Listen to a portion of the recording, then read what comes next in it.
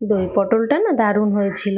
আমি এখানে পটলের অল্প করে ছোলা রেখে ছাড়িয়ে নিয়েছি, দুমাথা চিড়ে দিয়েছি, আর নুন হলুদ ভালো করে মেখে রেখে দিলাম। আর এখানে মশলাগুলো রেডি করছি, কাজু বাদাম আর কাঁচা লঙ্কাটা একসঙ্গে রেখে দিলাম। আর এখানে দিয়ে দিলাম হলুদ গুঁড়ো, কাশ্মীরি লঙ্কার গুঁড়ো, ধনে গুঁড়ো, জিরে গুঁড়ো, জল দিয়ে ভিজিয়ে রেখে দিলাম।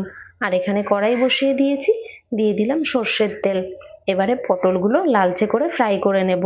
ফ্রাই করা হয়ে গেছে, তারপরে একই তেলে দিয়ে দিলাম দুটো এলাচ, দুটো দারচিনি, দুটো লবঙ্গ।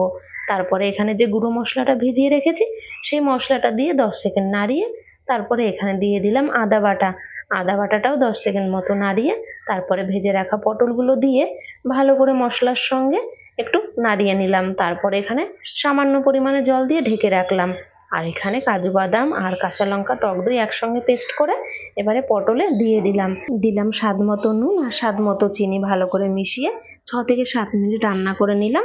তারপরে গরম মশলা দিয়ে নামিয়ে নিলাম। কেমন হলো জানিও।